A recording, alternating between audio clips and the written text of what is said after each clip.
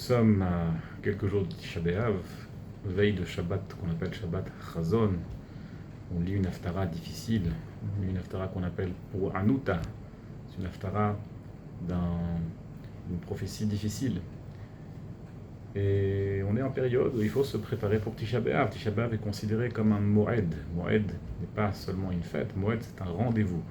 On a un rendez-vous avec Akadosh Baruch Hu, à l'instar des autres Moadim qui sont plus joyeux, Pesach, Shavuot, Sukkot, même Rosh Hashanah, Yom Kippur sont des Moadim plus joyeux. Tisha B'Av est un, certes, Moed qui n'est pas joyeux, mais c'est quand même un Moed. Nous avons un rendez-vous avec Akadosh Baruch Hu. C'est pour cela qu'on ne dit pas Tachanun Tisha B'Av, comme le verset nous dit dans Megillat Eira, Kara alay Moed lishbor bachurai.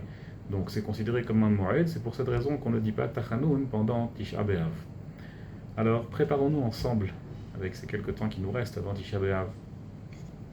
Le Khatam Sofer il écrit que l'obligation de s'endeuiller et de pleurer la disparition du Beit HaMikdash est en réalité une obligation min ha-Torah. La Torah nous ordonne, c'est pas seulement un décret de nos sages, la Torah nous ordonne une mitzvah de la Torah, une 613 mitzvot, de nous endeuiller sur la disparition du Beit HaMikdash. D'où est-ce qu'on le sait? On sait que lorsque les enfants de Aaron, Nadav et Avihu, sont morts, alors nous dit le verset Vechol Israël, Vechol Beit Israël, Yivku et Asreifa Asher Saraf Hashem. Et toute la maison d'Israël, tous les Juifs vont pleurer la consommation qu'Akadosh Baruch Hu a brûlée. C'est qui? Nadav et Avihu. Il fallait pleurer la disparition de Nadav et Avihu. Dit le Khatam Sofer Kal Vachomer, à plus forte raison, le Beit HaMikdash, qui est une grande perte pour le clan Israël. La perte du Beit HaMikdash, c'est pas seulement une maison d'Hachem, c'est pas seulement un endroit où on sacrifie les sacrifices. La maison d'Hachem, c'était notre proximité avec Akadosh Baruch Hu. On avait une telle proximité avec Akadosh Baruch Hu, on pouvait tout lui demander. Il y avait les Urim Vetumim, quand on avait un vrai doute, quand on avait une vraie question, on pouvait aller au Kohen Gadol et lui poser notre question, et c'est Hachem directement qui répondait à travers les Urim Vetumim, le pectoral qui était sur le Kohen. Et jamais on n'allait dormir avec une faute, puisque le jour même elle était pardonnée par les sacrifices. Et on avait une vraie proximité avec Kadosh Baruch Hu, tellement de mitzvot qui ont disparu avec la disparition de Beit HaMikdash. Alors sur ça, on ne va pas pleurer, à plus forte raison qu'on va pleurer sur cela. Et dans chaque génération, nous disent nos sages, dans chaque génération, on doit s'intégrer que le Beit HaMikdash, c'est comme s'il avait disparu dans notre génération. C'est comme si nous-mêmes, nous avons été sortis aujourd'hui de Jérusalem. On ne dit pas, ah oui, non, nous, on est les descendants de personnes qui ont été expulsés de Jérusalem depuis des milliers d'années. Non, c'est nous-mêmes, comme si nous-mêmes nous avions été expulsés de Jérusalem. Et quand on arrive à comprendre que c'est nous-mêmes, alors évidemment, c'est le moment où nous-mêmes on peut comprendre que on doit nous endeuiller. Le deuil d'Akadosh Baruch Hu aussi est tel. Le Midrash nous décrit comment Akadosh Baruch Hu il va sur le Beit HaMikdash et il dit comment est-ce que vous m'avez contraint à faire une chose pareille jusqu'à ce que j'ai ramené ma shrina, jusqu'à ce que j'ai résidé parmi vous, et à cause de vos fautes, je vous ai prévenu, vous ne m'avez pas écouté, maintenant je suis contraint de laisser ma maison à l'abandon, de vous laisser à l'abandon, que je ne réside plus parmi vous.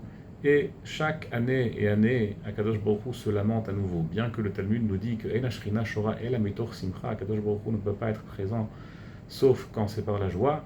C'est une exception à la règle. Tisha B'Av, Akadosh Baruch Hu est là à travers le deuil. Akadosh Baruch Hu lui-même s'endeuille. Vous savez que quand un enfant naît, alors la première des choses qu'on veut entendre, c'est son pleur.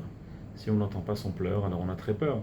Face au shalom, l'enfant peut-être ne respire pas, peut-être qu'il a un problème de poumon, peut-être qu'il n'est pas encore tout à fait éveillé, peut-être qu'il n'est pas vivant. Ça fait peur, on doit entendre des pleurs. Quand on entend des pleurs, c'est bien, une bonne chose. Ainsi, nous, si on n'entend pas nos pleurs, si on n'entend pas nos lamentations, si on ne se réveille pas et qu'on ne s'endeuille pas sur Jérusalem, alors il y a ici une vraie question, est-ce qu'on est vivant? Est-ce qu'on réalise ce qu'on a manqué? Est-ce qu'on réalise ce qui nous manque? Est-ce que nous sommes réellement vivants et liés au clan Israël? Shimshon Pinkus nous dit que pleurer sur le Beit HaMikdash, ça ressemble à lorsqu'on pleure sur un mort, les Avdil. Que personne n'est des morts, mais que lorsqu'on voit le Aleinu, que quelqu'un perd un proche, alors on voit que ceux qui sont proches, ils pleurent, et ceux qui pleurent pas, ceux qui ne sont pas proches, forcément. Ainsi, c'est la même chose pour nous. Si quelqu'un pleure sur la disparition de Beit HaMikdash, ça veut dire qu'il est proche, et s'il pleure pas, ça veut dire qu'il n'est pas proche. Aussi simple que ça. Alors c'est vrai, il faut l'admettre, on n'est pas à un niveau où on peut vraiment verser des chaudes larmes sur le Beit HaMikdash. C'est difficile, pas évident. Mais au moins, ouvrir nos cœurs, comprendre ce qu'on a raté, comprendre ce qu'on a perdu, comprendre ce qui nous manque, comprendre ce qu'on doit demander à Kadosh Baruch Hu, nous rendre compte que notre vie, c'est pas une vie.